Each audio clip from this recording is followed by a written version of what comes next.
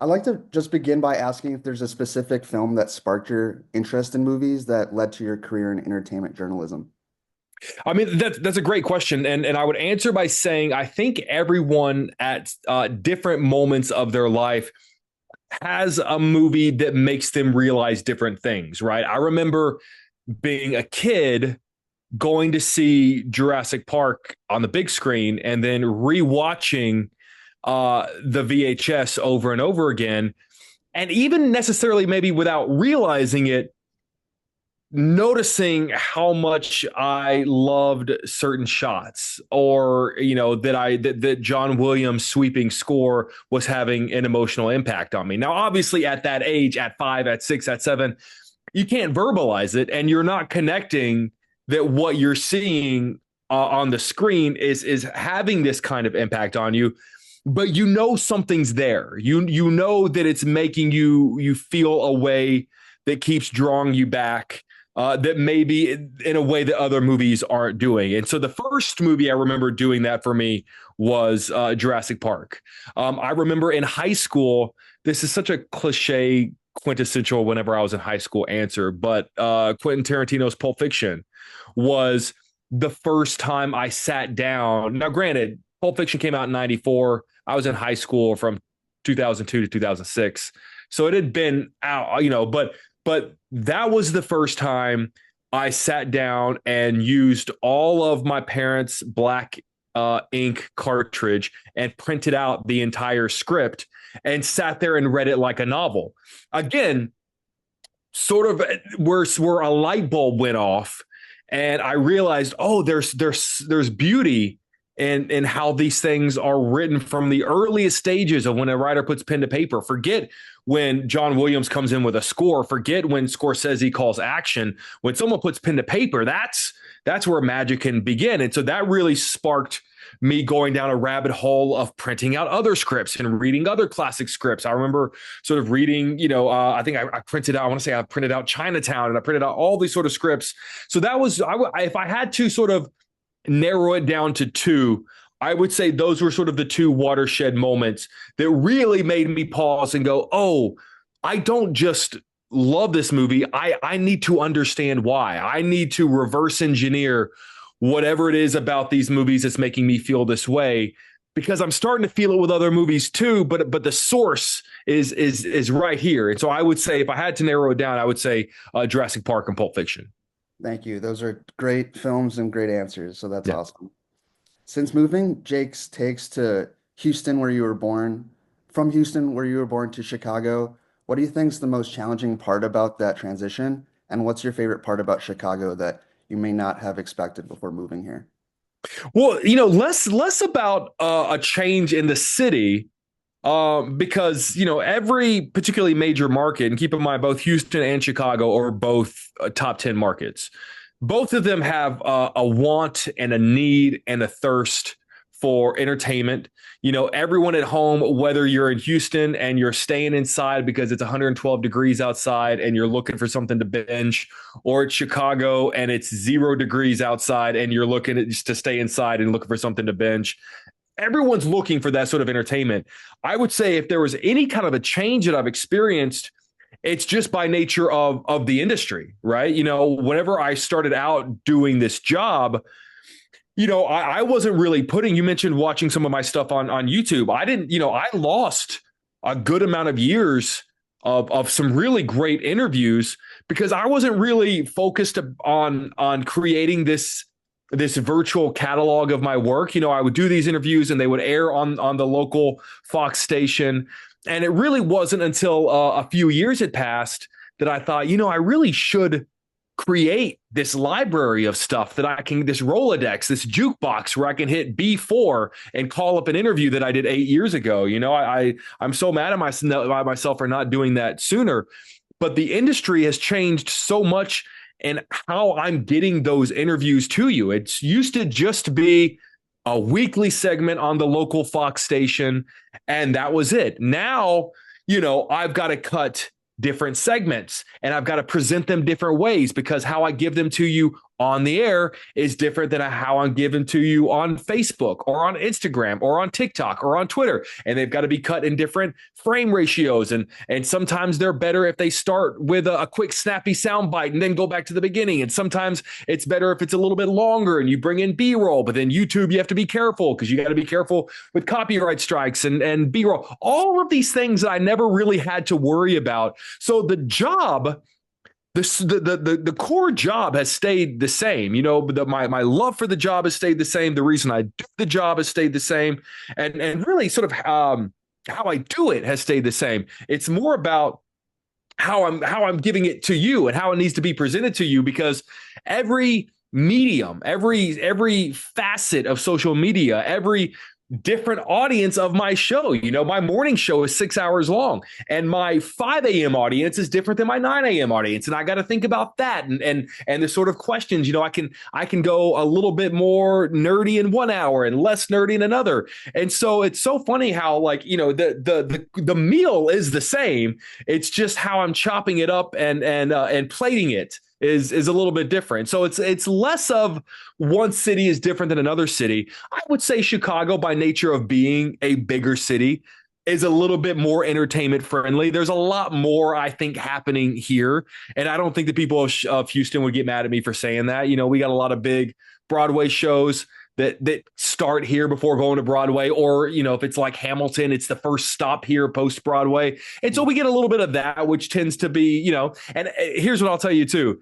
Every celebrity, every actor, every filmmaker, every writer has a Chicago story. Whenever you work in local news and you're interviewing these people, a lot of times your bosses will say, if there's a Chicago angle, and which is rightfully so. Everyone has filmed a story here, or they filmed a movie here. Tom Hanks filmed Road to Perdition here. Harrison Ford went to high school here. John Hughes filmed and wrote all of his movies around. Every corner of Chicago has some kind of an entertainment history to it. Houston, not so much. I know Wes Anderson shot some films there. They doubled Detroit for RoboCop 2 in Houston. It doesn't have the entertainment, cinematic, music history that Chicago does. So that would be probably the difference in the cities. But over the course of 20 years and sort of the journey of doing this, the journey was affected less by the move of cities and more by just the evolution of how people ingest this kind of material.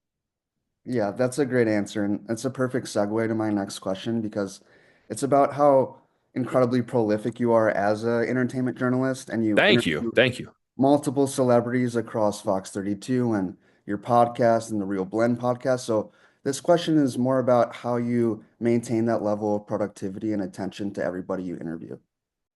I mean, you gotta keep in mind. I am there. Look, there's that old cliche of you love what you do and you never work a day in your life. The sort of stuff I'm doing in my free time that bleeds over into my work. If I were an accountant, I would still be coming home and binge watching all these shows. I grew up a nerd, a pop culture nerd, drowning myself in movies and television and music and all things pop culture. I was obsessed with, when most people my age, most kids my age, most boys my age had, sports stars posters, I would sneak down the road to the old video store and dive into their dumpster and try to pull old movie posters and try to pull, the big 3D boxes, the big, lobby things that they would build and have put those in my room. So this was always going to be my passion one way or the other. The fact that I get to do a living, make a living out of this is the greatest gift I could ever imagine. The fact that, whenever I tell someone that I'm having a long day, it usually means that I spent the day going to early movie screenings and interview some of my favorite people. Like, that's a long day for me. That's okay. I'll be the first person to admit, listen, I am not digging ditches. I am not curing cancer. I am very aware of the gift that I have, but it's born from a passion. But I also have no qualms about admitting that what I do for a living doesn't compare to what people who have hardworking soldiers who are going overseas. I mean, I'm not going to sugarcoat how fortunate and lucky I am to do what I do. So when you ask about this passion, it would be there even if I weren't doing this. If I did not have 20 years worth of interviews under my belt and 2 decades worth of reviewing movies and all these wild and crazy stories, I would still be a guy at the end of the day who goes to see, opening weekend of the new Quentin Tarantino movie, or who buys the new Spielberg movie on VOD the first day it comes out so I can go through it frame by frame. That passion would still be there just because it's who I am. So it's really, look, it's not to say that, there are days where you're just like, God, I don't really want to go see a movie today, or I really don't want to go see that movie today, or I don't really want to interview that person. And sometimes you see a movie and you've got 20 minutes with a person and you think, I got nothing. That movie inspired no questions whatsoever. But it's a blessing to be able to have those problems. So the passion was always there, man. It wasn't something that had to be cultivated. It wasn't something that I got to wake up and light a match every single day. It's just there. And I'm fortunate enough to have a job that capitalizes on that. That's great. With all the super talented people you've interviewed in your career, who do you think you've learned from the most? Oh, that's a good question. In a lot of ways, I'm going to say probably Tom Hanks, which I feel like is a cop-out answer because I feel like I use Tom Hanks for a lot of examples. But here's what I like about Tom Hanks. Arguably one of the biggest actors on the planet, right? And has been for 30, 40 years now. When Tom Hanks goes on a PA tour, whenever he tours the country to promote a movie, when you work at a news station, sometimes, these young actors will come in and they'll be surrounded by a 20, 30, 40 person entourage where you just go, why do you need that many people? Makeup and studio people and lackeys. And, you just sort of go, couple like that seems excessive. Like most people don't even know who this person is. And it's always like the B-level people. Tom Hanks rolled into studio one day, and I think he had one person with him. And that's probably because the studio insisted that he had one person. He probably would have Ubered his way there on his own if he could have. And he's the biggest star. And here's another thing I'll tell you, and I've seen it happen multiple times. When he's on a set, when we're doing an interview or he comes in studio or whatever the case may be, he finds out the name of every single person in the room. Doesn't matter who it is. Doesn't matter if it's the intern bringing coffee. Doesn't matter if it's the stagehand putting the seat down. It doesn't matter if it's the floor director giving the timing. When he's done, he will not only know my name, which for most people is the bar, but he will know the name of every single person there. And to me, that's a really great example of never letting any of this confuse you for who you are. Going back to like, listen, I'm very fortunate to do what I do, and I'm very happy to meet fellow movie fans who I can geek out with, like yourself. But this is not rocket science. Like I said, we're not making a big difference in the world. We're not curing cancer. And so for him to sort of be like that, it's a reminder of like, if he can remain cool, everyone can remain cool. And, I've been fortunate enough. He's my favorite actor of all time.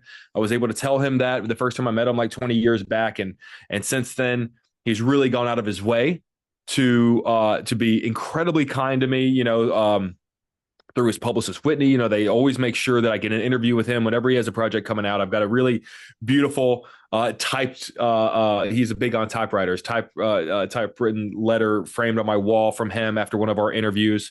We had dinner and drinks here in Chicago the last time he came through town. And it's just, and he doesn't have to do any of those things. He has to do none of them. All his job is to act in movies. And if we're lucky, he'll do a little bit of press and hopefully we'll get to talk to him for it. But the fact that he is who he is, and he's been doing it as long as he has, and still turns it up to 11, still says, hey, Jake, I'm coming through Chicago. Do you want to grab drinks and dinner? Still writes me a nice letter after, after a great interview. The fact that he's willing to do those things, the fact that he still comes on the podcast, the fact that he'll give me 2 interviews for every project he's doing, one for my podcast and one for my television station in Chicago. Like, it's just a reminder of, if he can do that, we can all put forth a little bit more effort. None of us are too important to do anything. None of us are too high up not to know the person's name who's helping us out. If you got the same coffee person handing you Dunkin' every morning at 5:30 in the morning, you should know their name. And it's not too hard to find out, and it's not too hard to roll with the basic humanities in life. And I think, Tom Hanks has been a really great reminder whenever I have those moments. And God knows, listen, I'm flawed. God knows, I'm sure I've had moments where I've acted, a little, as my grandfather would say, a little too big for my britches. And it's nice to be knocked down like that. I have a great support system around me that knocks me down when needed. But he is sort of my North Star in sort of how to treat people. There's that old expression, it's nice to be important, but it's important to be nice. And Tom Hanks has that saying, this too shall pass. Doesn't matter what you're going through in your life. If you're having the greatest moment, everything's working out well for you, this too shall pass. If you're down on your luck and things aren't going great, this too shall pass. And I just sort of remember, listen, I'm in a very fortunate position right now where I do a kind of thing where people such as yourself even want to chat with me. And that's great. I think that's the coolest thing in the world. But you know what? There might be a day when that's not the deal anymore. This too shall pass. So all I can do is look back on that time and hope that I handled it well and hope that I treated people well. And he's been a really good example of that. Love it. Yeah, Tom Hanks is amazing, and Yeah, it's awesome to see how friendly he is to for everybody. sure. For sure. Could you walk me through your process from researching a guest to ultimately interviewing them? And then lastly, what elements do you think make a compelling interview? Oh, it's a good question. It's a big question. So I mean, basically, if we're going to sort of just treat this like a junket interview. So basically what happens is I will find out a few weeks in advance that I've been offered an interview with a certain celebrity. And a lot of times it's because they have a movie coming out. So what'll happen is usually a couple of days, maybe a week before the interview, I'll sit down and I'll watch the movie, and I come old school style, pen and paper. It's still physically writing it out actually makes me feel better. I was actually watching a screener here in my apartment a few days ago, and a friend of mine who was watching the movie with me said, why don't you just type the notes on your phone? I said, I don't know what it is. There's something about the physical act of putting pen to paper and writing. And it's more just a stream of consciousness. It's less of like writing down questions and more like a moment it will happen in the movie where I'll go, oh, that's interesting, and sort of write that down. Oh, that's sort of interesting. And then as you get closer to the interview, you sort of look at all the scribbles that you have and you start formulating. Sometimes it comes out very fast. Sometimes you'll watch a movie and you'll instantly know, oh my God, I got to ask this. I know I have to ask this. Sometimes if you're lucky, that thing will happen before. And it boils down to what feels like a cop-out answer, but it genuinely is the truth, which is it's just questions I want to know the answer to. It goes back to what you and I were talking about before of just sort of having that passion. I'm a movie fan. I had questions about movies long before I started doing this for a living. I used to watch Jurassic Park and go, my God, how did Spielberg do that? Or whenever I read that Pulp Fiction script, I would go, my God, how did Quentin go from that to that and realize that if he did this, that it made that even better? These are questions that I had. I'm only now just afforded the opportunity to be able to ask them. Now, sometimes, it's like I said, you watch a movie and you can watch it for 2 hours and go, I got nothing. They don't all, you're not always the wheels aren't always turning, and not every project inspires, the most incredible questions. So it is a case by case basis, but, I think the sort of the core of being able to do this job for a living, as I'm sure is just being inquisitive, being interested in what you're talking about, being interested in people, being interested in stories. You could throw me down on the street and I could sort of bump into someone, and I'd like to think, doesn't matter if they're a celebrity or a movie star or a music star or whatever the case may be, I'd like to think that I would have questions for them just because everyone has something about them that makes them interesting. So whether it's a movie or an album or, occasionally, if I'm doing a live shot on the street, just talking to somebody, if you're just interested in people, if you're just interested in stories, if you just want to know about something other than yourself, I think that's the catalyst that usually yields good questions. Like the endless curiosity and passion. Exactly right. Exactly right. Yeah. Nosiness sometimes people might say. That's great. What's the best piece of advice that you were given that at the time you felt like ignoring, but looking back on it, you felt like it held some truth? I can tell you exactly what it was. Whenever I started doing this, whenever I started doing this job and I was, you know, 18, 19, 20 years old, and I was being handed these incredible opportunities, these amazing interviews for some incredible films with unbelievable talent. I was so focused on like impressing other people with what I was doing and posting clips on, I mean, Facebook had just sort of started and showing all of, the people that I went to high school with, look what I'm doing. Look what I'm doing. That I would make the interviews about myself. And what I mean by that is, for example, if I were doing an interview, you know, let's say hypothetically for, the Avengers, you're interviewing one of the greatest casts assembled in the last 25 years, right? And rather than ask them a slew of incredible questions you could ask, I would ask dumbass stuff like, so if I were going to be one of the Avengers, like, what do you think my power would be? How do you think I would fit in with Iron Man? I was doing these interviews and making them about me so that I could post these clips and impress everyone and be like, hey, look, the cast of Avengers says I would fit right in. Look, Robert Downey Jr. says I'd fit right in next to Iron Man. And I have so many interviews like that from early in my career that drive me so crazy and I'm so embarrassed of and so mad at myself for because they were such wasted opportunities.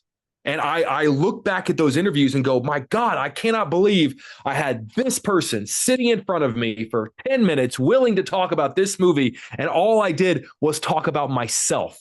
And it was the most 18-year-old thing you could have possibly done until one day I had a boss, one of the earliest bosses I ever had, a guy named Tom Dorr, who gave me my shot in the business, one of the first guys to give me a shot.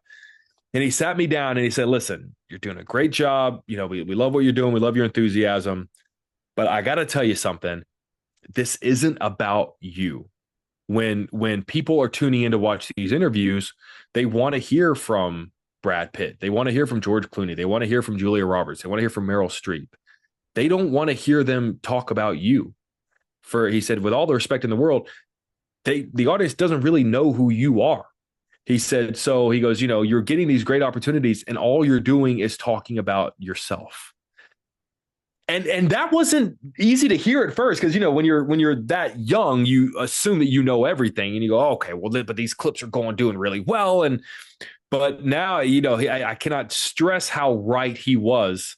And luckily I was able to catch that or be told and could sort of course adjust early enough in my career where I didn't blow 20 years worth of interviews trying to do this stupid, selfish shtick, that I was able to sort of steer the ship in the opposite direction. And I didn't waste too many years, but yeah, I got to tell you, man, every once in a while, a big movie anniversary will come up. It'll be the 25th anniversary of something, and I'll think to myself, oh man, I did that junket. I talked to the actor. Let me go pull that clip because that'll be fun to post on YouTube. That'll be fun to post on social media. And I'm going through the interview trying to find a good clip to pull because I won't have watched it in 20 years. And then I'll realize, oh, this entire interview is just about me. I did this incredible junket for this amazing movie, and I have nothing to show for it other than forcing the actor to talk about me. So that was the first thing that came to mind when you asked me that question is just realizing that when you're given these sort of, no matter what the opportunities are, realizing that it's not about you. It's about, being able to look back in 20 years and realize that you made the most out of that opportunity, which unfortunately there's a large period of time that I did not. Thank you for that answer. That was very Yeah, honest. man. Appreciate that. Yeah. I just have one last question, and can we do like a speed round with a couple questions to end the interview? Let's go. Okay. Some of these may be hard for movie fans, but we'll try. Oh, Nolan or Tarantino? Tarantino. Oh, I'm sorry. Right now, as you're asking these, I'm thinking of like all the people who are like my phone is just gonna light up and just go like, you asshole. I'm sorry. I gotta say Tarantino. What's a comedy you grew up watching? Dumb and Dumber. Great. What's your favorite theatrical experience? Seeing The Dark Knight in IMAX 3 weeks before it came out because I was doing interviews for it and realizing in that moment the world's about to change. That was probably the coolest thing ever. It was unbelievable being able to like call all my friends because I saw it in Los Angeles at the Howard Hughes off the freeway. It's this big, huge, massive IMAX screen. And there was sort of some buzz, and obviously, we were all like still like coming in high off of Batman Begins, but none of us were prepared for what The Dark Knight ended up being. Hmm. And I'll never forget. It was one of those situations where Warner Brothers knew what they had, so they were just screening the hell out of it in advance of it actually opening. And so I want to say I went back to Houston, and over the course of the 4 weeks, I want to say there were 4 advanced screenings for press and stuff like that. And I went back all 4 times, and it would bring a different friend every single time, almost so like not only so I could experience it again. It's the most times I think I ended up seeing it 8 times total. It's the most I've ever seen a movie in theaters. But also just remember, just like I would like bring people and like watch them watch. Like when it would, when the truck would flip on the sow, I would just like sit there and watch them watch that, or the magic trick with the pencil. So that was the first one that came to mind whenever you asked me that. That's great. This next one might be the same answer, or if not, no worries. But what's your most rewatchable movie? Jurassic Park. Okay, great. I've seen Jurassic Park more than any other movie. I've seen it. I watched it twice last month. I don't think I've been pretty busy, so I haven't watched it in January. I usually watch it at least about 6 times a year. It's just the easiest movie for me to put on. I have it on all different mediums. I have it, bought on digitally on my Apple box, so I can just, and it's always streaming somewhere. And it's a comfort movie for me. It can be like, hey, while I'm waiting for other friends to get ready for us to go out, I'll pop it on. I think for the holidays, yeah, the family was together for Christmas, and our family was kind of going around. It's also the least objectionable movie in the world. A lot of people haven't seen it as often as I have, so like if you press play, there's a good chance no one's going to be like, no, we're not watching Jurassic. Like at the least, someone will be like, oh, I've seen this before, but like I haven't seen it in a while. Okay, let's watch it. Like it's like no one is ever gonna like be mad that you put on Jurassic Park. So it's a movie that makes me happy. I love it over and over and again. So I've probably seen that. Not probably, without question, have seen that movie more than any other movie imaginable. That's great. And then lastly, deep dish or thin crust? Then here, okay. Here's what I'm going to tell you. The answer is thin crust. I did not grow up in Chicago. I'm not from Chicago. The whole deep dish anomaly is new to me. I've been here for 12 years now. But I gotta say, it's a lot, man. It's heavy. It's like eating a brick. And I get it. When people come to town, they want to try it. But I am of the belief that even in Chicago, I think more people would choose thin crust. I think deep dish is a thing that like your tourist friends and family want to try when they come to town.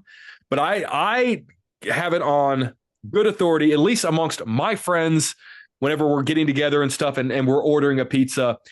If I had a group of 20 friends over my house right now and we were going to order a pizza for our party, I guarantee you 19 out of 20 of them would request thin crust. Most people will just order, because it's just that deep dish is just it's thick, man. And so I like a big floppy piece that I can fold and put in my mouth. I love it. That makes sense to me. And yeah, that's a great answer. And I really, Yeah. really appreciate your time and love your work. And this interview was great and I learned a lot. So I I really appreciate it, man. This was a really great. You're very good at what you do. Those are some really great questions, and I really enjoyed this conversation. thank you so much. Take care. All right, buddy. Talk to you soon.